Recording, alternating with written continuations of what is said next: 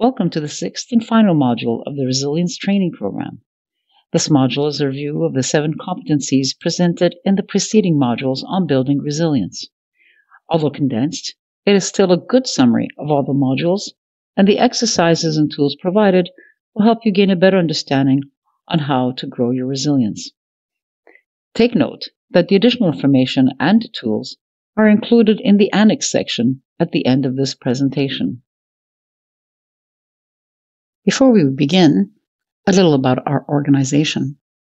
Seniors Action Quebec is a nonprofit organization that works to maintain and enhance the vitality of English-speaking Quebec seniors.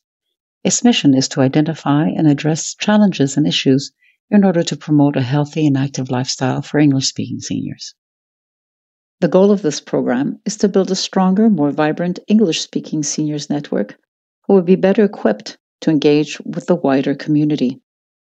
Its objectives is to provide a series of resilience skills trainings to English-speaking seniors that will build confidence, nurture self-advocacy, and promote community engagement. Here is an overview of this module. Resilience can have a different meaning for each of us. What does resilience look like to you? Which of these images speaks to your understanding of resilience? What is resilience? Resilience is the quality of recovering quickly from failure and adversity, and not only returning to what was, but using the opportunity to further your personal growth. Adversity, recovery, and growth. From falling off the horse to getting back on. In times of sickness, to healthier days ahead. This training program uses Dr. Kenneth Ginsberg's model of building resilience skills as a framework for our 6 modules. Dr. Ginsberg, child pediatrician and human development expert, proposes that there are 7 integral and interrelated components that make up being a resilient individual. The 7 C's are actually an adaptation of the 5 C's model of the Positive Youth Development Movement. The skills include competence, connection, character, confidence, contribution, coping, and control. And so as we begin our journey to building resilience, we want to first identify the qualities and traits that make us who we are and help us to face and overcome difficult challenges. Self-awareness is key to that process. And so the first of these skills is competence. And competence is knowing that you can handle a situation effectively by recognizing your strengths. For example, knowing that you have good interpersonal skills, you would be competent in handling a difficult person or mediating a conflict. Confidence is a belief in your own abilities, which is derived by competence. For example, undertaking a task with limited resources and pursuing it even though you're not certain of the outcome. What is self-awareness? Self-awareness is an understanding about yourself and how you respond to your world. It includes recognition of self, our character, our strengths and weaknesses, our desires and dislikes, as well as for developing empathy with others. Becoming aware of our competencies nurtures our confidence in our ability to build and grow resilience.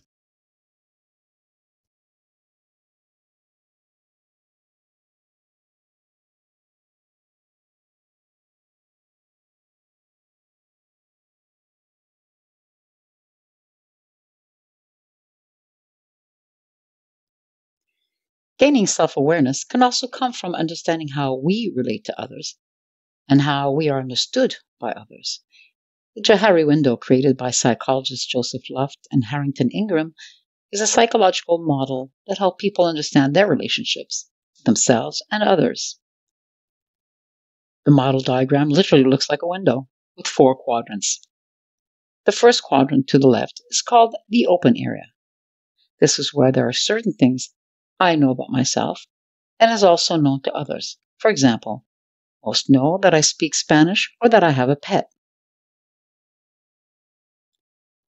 The second quadrant is called the blind area, where there are things that is known to others but not known to self. For example, others know that you tug at your ear when you are working on a problem or that you're too difficult to work with. You are not aware of this about yourself. At the bottom left, you find the area called the hidden area, where there are certain things that are known to self but are unknown to others. This is where we keep information about ourselves from others. And finally, to the bottom right quadrant, you find the unknown area, where neither you or others have information about yourself until something spontaneous happens to expose it. For example, you immediately jump into a pool to save someone from drowning, regardless of your lack of swimming skills. You and others learn simultaneously that you are brave and a quick thinker. Once this is exposed, this new knowledge moves to the open quadrant. The hope is that as we learn more about ourselves through others' feedback, it closes the blind area and widens the open area. And that learning about ourselves through crisis or unexpected events also widens the open area. How does this relate to resilience? This is another tool that we can use in the process of building resilience. If we are told by others what we do not see in ourselves, the blind area, we may begin to understand that we don't always have the full picture of who we are and may underestimate our own capabilities and strengths. Exercise 2. Take a few moments to draw your own Johari window. Keep in mind that the blind area can only be completed with the input of a trusted friend. Make sure that you are prepared for the feedback. In the unknown area, you may want to consider how you dealt with a sudden foreign event. Consider what you did and what you learned about yourself at that very moment.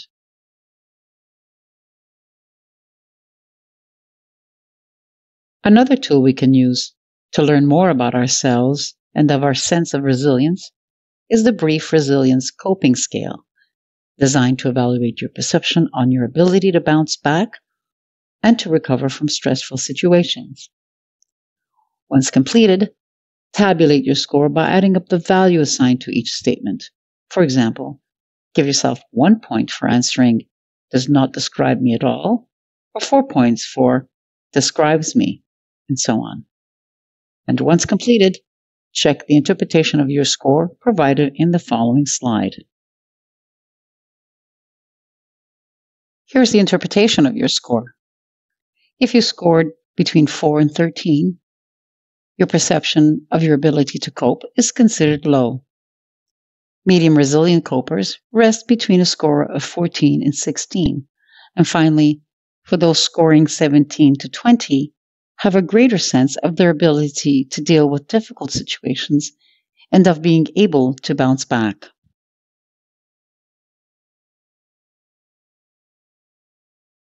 The next competency is character.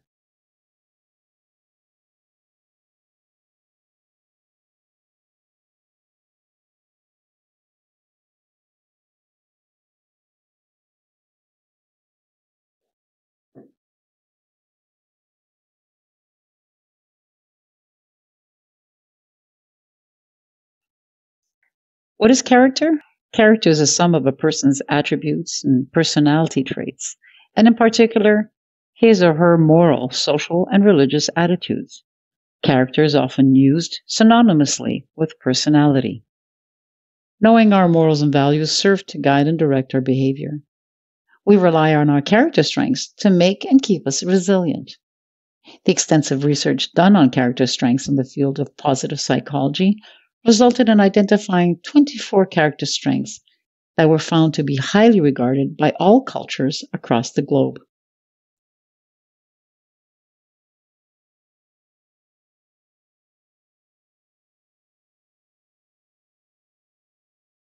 And so, which of those character strengths resonated with you? Complete the following exercise to explore your character strengths and those you would like to develop.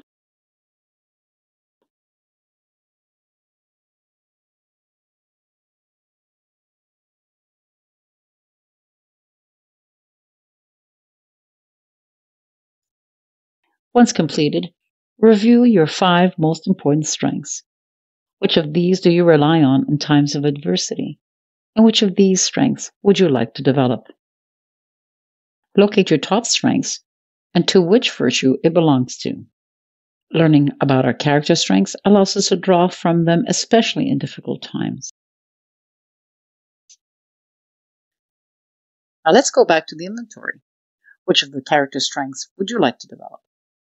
The towing effect strategy is a method of using your greater strengths to boost your lesser strengths. For example, one person might use their strength of curiosity to boost their lesser strength of prudence by questioning others for advice on ways to be more conscientious. Or another person may wish to boost their lesser strength of humility by using their strength of kindness through focusing care and empathy toward others and listening for struggles of others rather than sharing one's own experiences.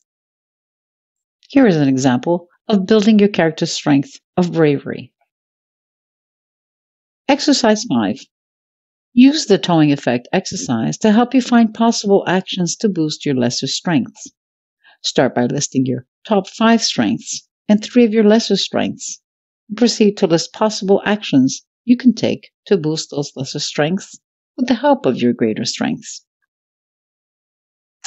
What then are the traits, qualities, and characteristics of a resilient person?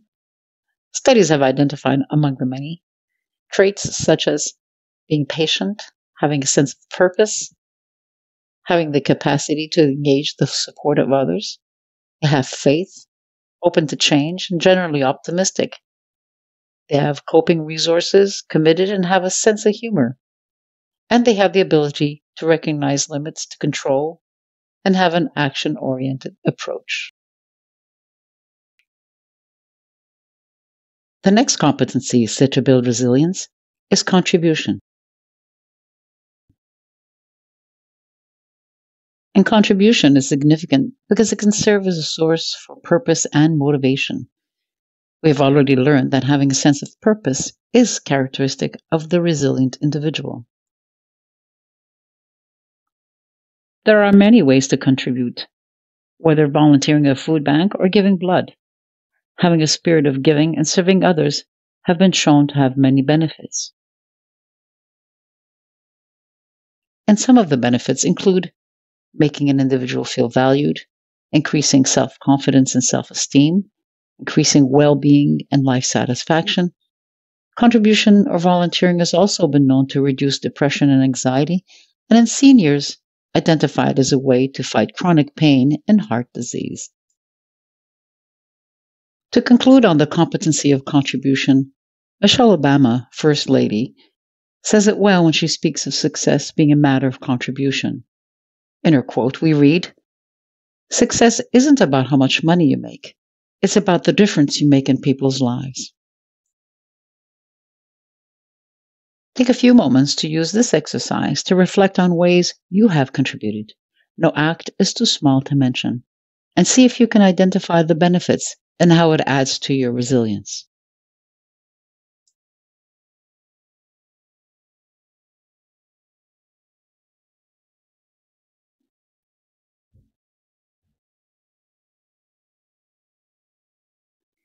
The fifth competency is control, understanding what is within one's control and what is not.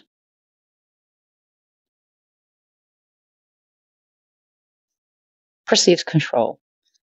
When we talk about control, we're referring to a person's belief about their capability to influence the outcome of a situation. They may feel that they have very little or much influence on what is happening to them. Perceived control is also known as locus of control. In the next exercise, the Rotter scale is used to identify what is the person's position in assessing who or what is responsible for the things that happen to them. This information is useful in that it helps the individual to become aware of how they interpret and choose to handle situations. Exercise 7. Locus of control. For each of the following pairs of statements, select which statement is most true for you, either A or B, without taking more than a second or two to think about it. Once you've completed the exercise, follow the instructions on how to tabulate your score to find out what your locus of control is.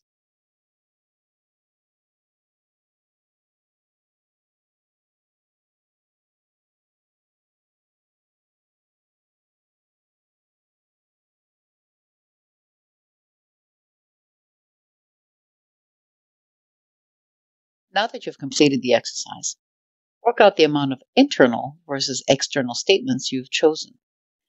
If you have around 6 to 8 of each, your result is balanced. If you have a more internal or more external answers, the closer to that end of the scale you're likely to be. For example, if you have 13 external and 2 internal, it may be likely that you have a more external locus of control.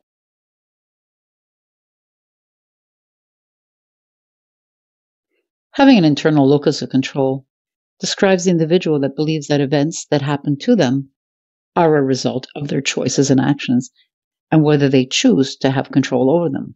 For example, they are most likely to interpret a failed exam as not having prepared as much as they could have.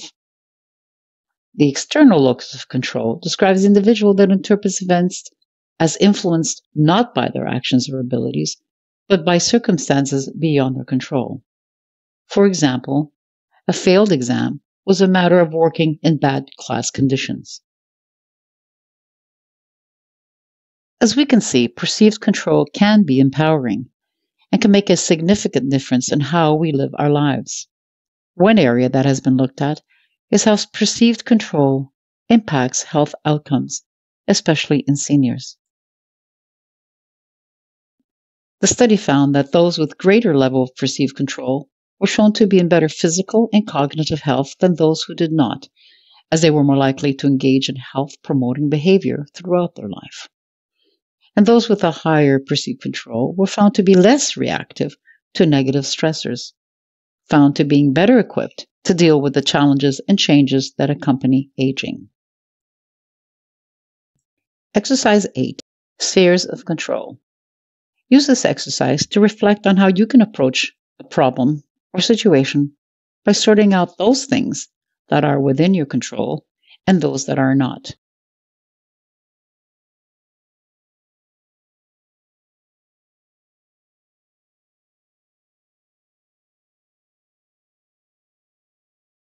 The next competency is coping. Coping. Learning how to cope with stress. What is coping? In a nutshell, it can be defined as a way to deal with and attempt to overcome problems and difficulties. Coping is a response to managing stressful situations, stress that is produced as a result of our assessment and interpretation of an event. When we're presented with a situation, our brain immediately goes into action by assessing it as threatening or non-threatening. If there is a sense that it is a threat and there are not enough resources to deal with the threat, then the level of stress is elevated. And the reaction to stress is known as the fight or flight or freeze response. Ultimately, how we choose to respond is how we choose to cope with the situation. So the ability to cope well depends on how much control you have over the situation and how predictable the outcome of that situation is. For example, coping with having lost your keys versus coping with a global pandemic will have you looking for different ways to deal with the situation. We adopt coping styles that help us to manage the situation and reduce the stress. What are some of the coping styles? Research into coping has identified over 400 strategies and multiple groupings of coping styles. Let's take a look at 2 different methods of interpreting coping styles.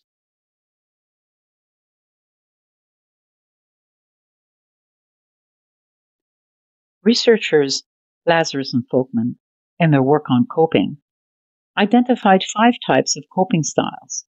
The coping styles are the usual approaches the individual takes in response to stress, and these approaches are consistent over time and across situations. The first of these is problem-focused coping style. It involves taking direct action, or planning, or thinking of ways to solve a problem. The emotion-focused coping style is one that draws from emotions to deal with a situation. For example, crying or venting or using meditation or prayer to help you reduce the stress. The third of these is seeking understanding or finding meaning in the situation. looking for learning from the event, and we attempt to reframe or restructure how we view the situation as a way to help us manage with the resources we already have. The fourth is help seeking, which implies reaching out to friends, professionals, or community for advice, comfort, or understanding. And the last of these coping styles is problem avoidance. Here, we avoid thinking or doing anything about the problem and using all forms of distractions to manage stress. And although the style may not be viewed as favorable, it may serve as a temporary solution to handle a situation that can get out of control. For example, walking away from a violent argument.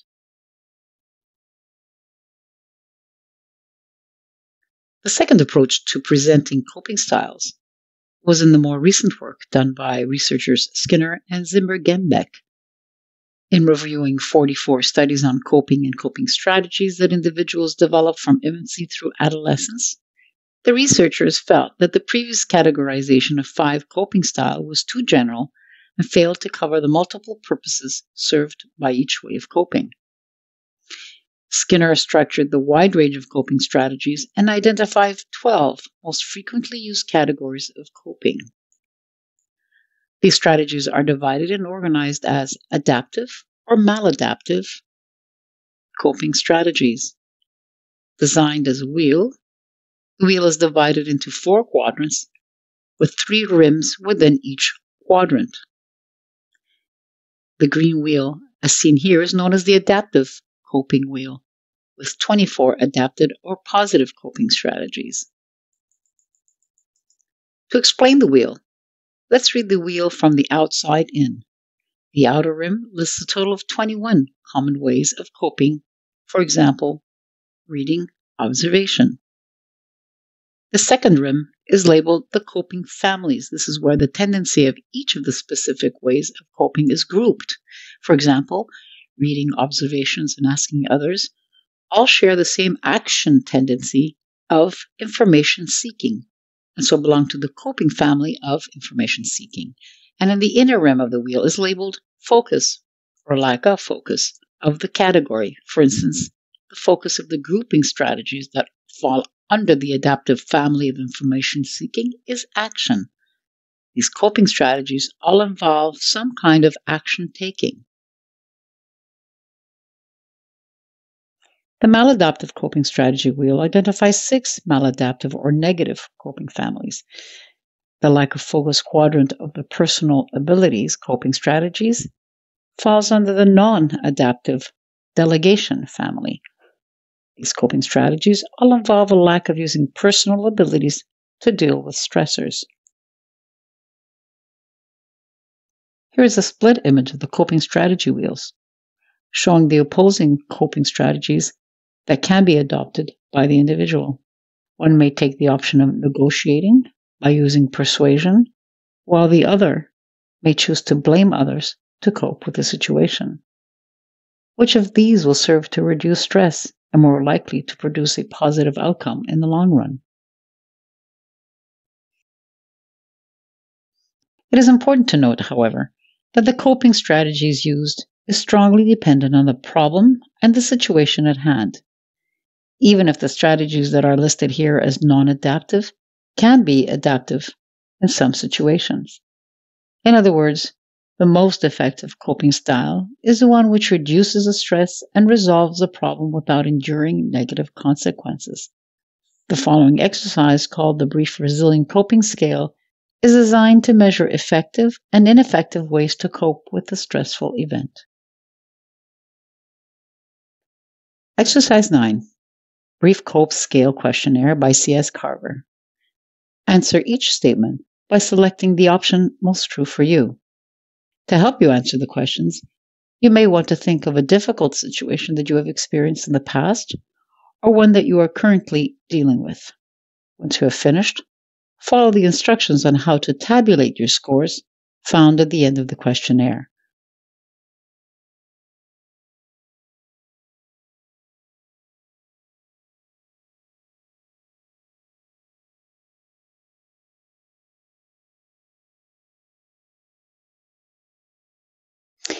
Now that you've completed the questionnaire, the first step is a scoring procedure. Write down the value you assign to each statement in the questionnaire, which are coded as 1 for responding, I haven't been doing this at all. 2 for I've been doing this a little bit. 3 for I've been doing this a medium amount. 4 for I've been doing this a lot. Once done, continue to step 2. By using the chart to the right, add up your scores for each category. For example, add the value attributed to the first question or COPE 1 statement to the value given to the 19th COPE statement, which may read 2 plus 4 to equal 6 for the category of self-distraction, and proceed till the end. Once completed, review your scores and proceed to exercise 10. The next slide is a glossary that will help you match your coping styles from this exercise to the terminology used in the coping strategy wheel. Use this glossary to find the closest match of the results of the questionnaire to the coping strategies wheel. For example, denial found on the maladaptive wheel in the family of escape. Refer to this glossary for the next exercise.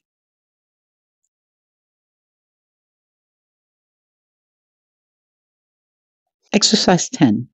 Use the coping wheel to see where you land, and complete this exercise to learn more about your coping styles and to reflect on how they have served you or not. How can we shift our maladaptive coping strategies to adaptive ones? Consider this Socratic method of questioning to reframe perceptions. Begin by asking the following questions about your response to the situation, such as, is this thought realistic? Am I basing my thoughts on facts or on feelings? What is the evidence for this thought, and could I be misinterpreting the evidence? Am I viewing the situation as black and white when it's really more complicated? Am I having this thought out of habit, or do facts support it? This is one tool to use to help you shift your perspective and adopt a favorable coping style that will contribute to your resilience. In a study titled Coping Strategies Used by the Elderly Regarding Aging and Death, an Integrative Review, authors examined on how coping for the elderly is different from coping for people of other age groups, as stressors also change with age. While young adults experience more stress in areas related to work, their finances, home maintenance, their personal life, family, and friends, the elderly tend to experience stress related to the limitations of aging. Unlike youth, stressors for seniors are more likely to be changes, losses, and/or decline in health, autonomy, financial loss, social status, social resources. Given the losses and stressors that seniors experience, what then are the coping strategies that seniors adopt to maintain a positive outlook in life? 5 strategies more often used to deal with changes included negotiation, a strategy that allowed the senior to find a compromise between the loss and what could be gained in exchange. For example, a senior losing her driver's license due to mobility could make the senior eligible for free adapted transport. The second is acceptance. Seniors showed that using past experiences to understand what the conditions of their situation was, were able to let go or surrender and adjust to changes. Social support, reaching out to others for assistance or companionship to help deal with the changes. The value of social support and connection when experiencing life's challenges remains to be true for all ages. Spiritual comfort, used as self-comforting strategy to find peace in the changes taking place. And finally, accommodation was used by seniors to adjust their goals and preferences by accepting and redefining a situation. As an example given in the study was that of an elderly patient who described accepting Parkinson's disease and seeking to learn from it.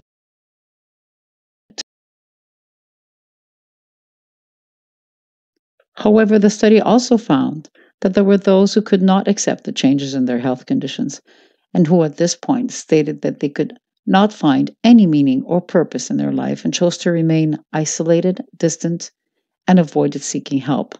So, unsurprisingly, adopting these maladaptive strategies were found to be linked to lower levels of subjective well being. And finally, having an optimistic or pessimistic outlook has also shown to influence our coping style and resilience. The seventh and final competency is connection. Connection, developing close ties to family and community, creates a solid sense of security. What is social connection? Social connection can be understood as feeling a part of something larger than yourself, feeling close to another person or group, feeling welcomed and understood. Why develop and maintain social connection? Scientific evidence strongly suggests that social connection is a core psychological need, essential to feeling satisfied with your life. Abraham Maslow, an American psychologist who developed a hierarchy of needs to explain human motivation, lists love and belongingness as an essential component to achieving self actualization or a state of personal fulfillment. He suggested that feeling part of a group larger than oneself, such as a community, or having close associations, such as an immediate family, life partner, or close friends, are important for human health and happiness.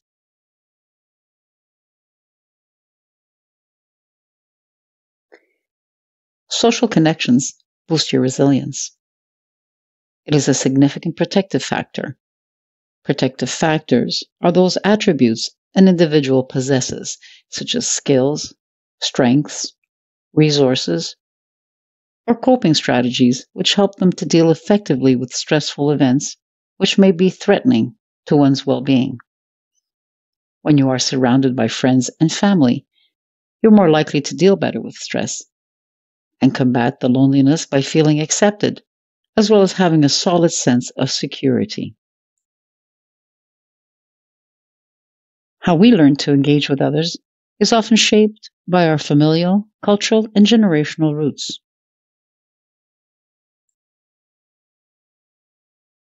Exercise 11 lists some of the activities or rituals you engaged in that were part of your culture: food, music, celebration, or religious ceremonies, and how have they influenced the way you connect with people today. We know that our social connections may differ in number or in depth, and in one theory on connection suggests that there are two types of connections that define our relationship with others, and they are meaningful or strong ties or weak ties. Strong ties include relationships developed with family, friends, or colleagues. The level of trust and information sharing is relatively high. Weak ties include those in which interactions are relatively limited and conversations are superficial. These may include relationships with your local store clerk, neighbors, or work acquaintances. While they may not be as profound as the strong ties, they serve nonetheless as a significant connection, especially to those who do not have a great circle of family or friends. Think of isolated seniors whose only contact is with the grocery store clerk or pharmacist. And it appears that even casual conversations with people we don't know well is related to psychological well-being.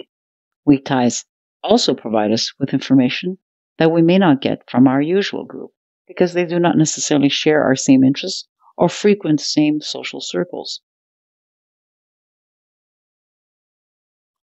How about crowds? How important are they to social connections? This article, found in a local paper written during the restrictions of large gatherings due to the COVID-19 pandemic, touched upon the impact of such events and the experiences in large crowds and its role in social connections. Researchers on the subject went on to say that there is something special about being there with other people and being in the moment in a collective that is really important for our well-being.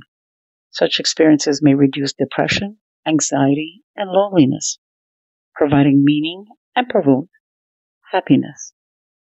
And that whether singing at a concert with other fans or chanting prayers surrounded by other pilgrims or doing the wave during a ball game, these are all ways of making personal connections. And that the effects of participating in a large crowd event have shown to have positive, lingering effects. It also bolsters identity. Having a sense of connectedness with like-minded others is rewarding. The shared experience moves the me mindset to an us mindset, providing us with a sense of security, the feeling of I've got your back and you've got mine. And finally, being part of a crowd supplies novelty. Large group gatherings tend to make us feel like something special has happened. They add pizzazz to a normal life. There are three important parts to social connection: how often you connect with others, the support you get from their connections, and how you feel about your connections.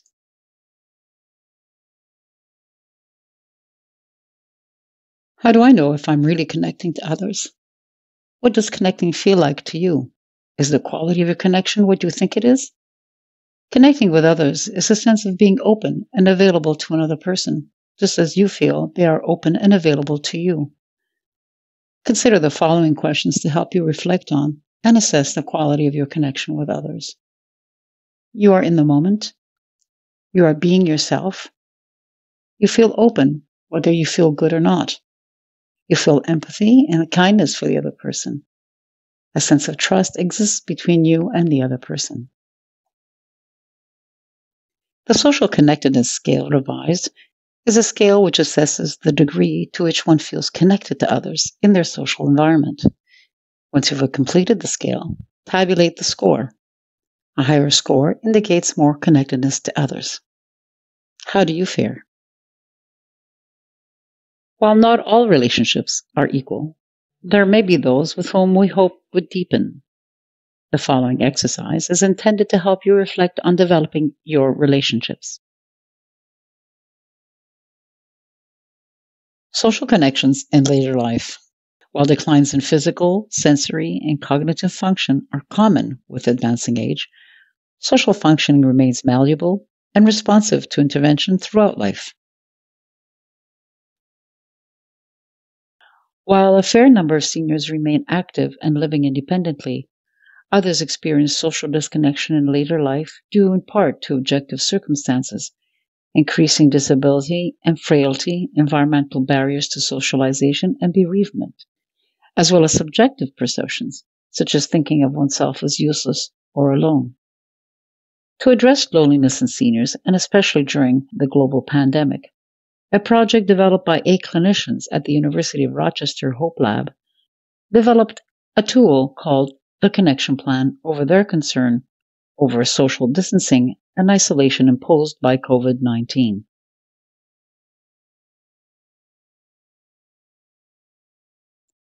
Working on what they already knew about social connectedness in older adults, they created a tool to help their clients to stay connected and promote their social, mental, and physical health during social distancing restrictions. The tool is adaptable to all settings and relatively easy to use by clinicians and community workers, as well as all of those who want strategies to cope with the isolation created by circumstances beyond their control.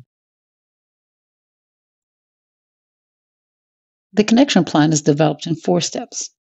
First, by completing a 17-item questionnaire, then having a one-on-one interview or discussion with the individual, finding alternative ways to approach the problem, and finally, working on a personalized connection plan aimed to lessen the distress and help manage the isolation.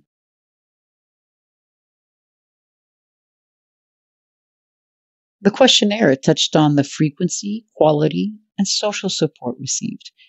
Questions such as, how has the frequency of your communication with close friends and family changed? And how are you continuing to stay in touch with others? As well as, who is providing you with the social support, or how much difficulty do you have to obtain the food, medicine, or medical care you may need?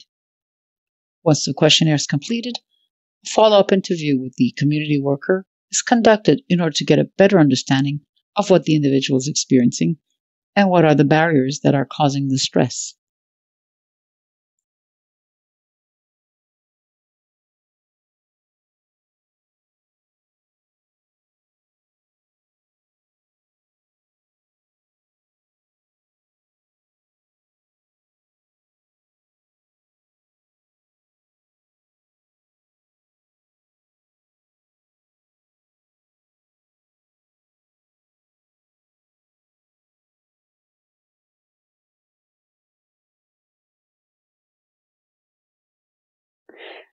Following the questionnaire, the worker then introduces the concept of cognitive behavior model of social connectedness. The model shows how our thoughts impact our emotional experience, and the actions we take are influenced by our thoughts and emotional reactions, and in turn, the physical responses that result from them. Given the situation they are experiencing, it is important to impress upon them that this approach can help them alleviate some of the distress they are experiencing.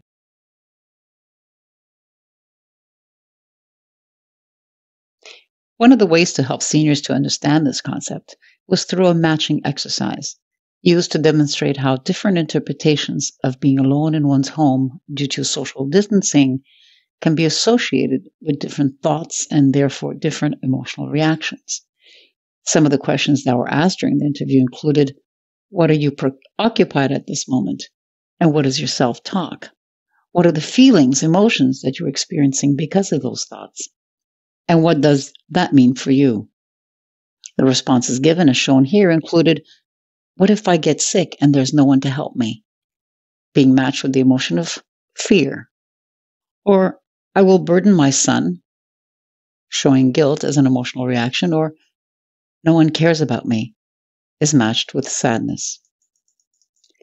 The hope was not only to make the connections, but that it would also show that just as we create our own thoughts and self-talk, we have the power to talk back to our thoughts and have control over our emotional responses. The physical responses to the isolation were not included here. However, it is equally important to identify how the response to isolation manifests itself. For example, having anxiety, sweaty palms, heart racing at the thought of being shut in.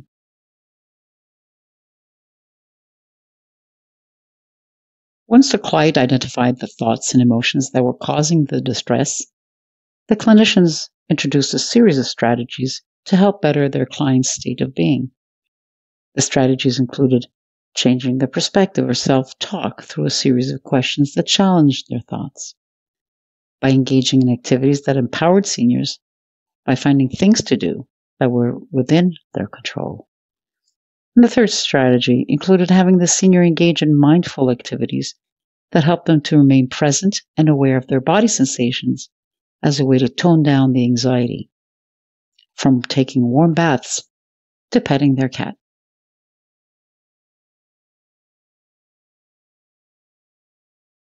Use this template to create your connection plan.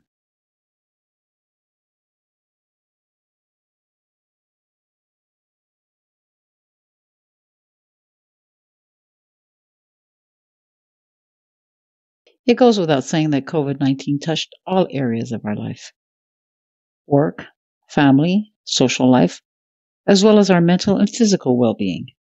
Listed here are some of the experiences lived by some individuals that resulted in various degrees of discomfort and fear to reintegrating in normal life. Reintegration will be quick for some, slower for others. Here are a few tips to help you with the process.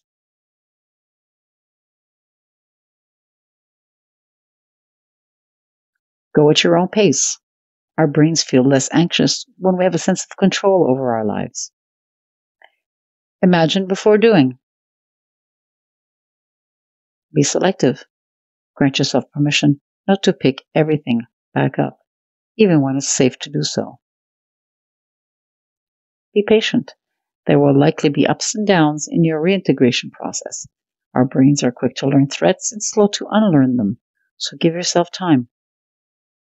Be open and acknowledge the emotions of anxiety, guilt, anger, or grief you will feel when you begin your reintegration. And to conclude, Social connection is the experience of feeling close and connected to others. It involves feeling loved, cared for, and valued, and forms the basis of interpersonal relationships. As it has been proven to benefit our physical, psychological, and emotional well-being, building and maintaining social connections contribute to our resilience. Resources and resilience. In addition to competencies highlighted in building resilience, external resources play an important role in overcoming adversity and growing resilience. How resources strengthen resilience.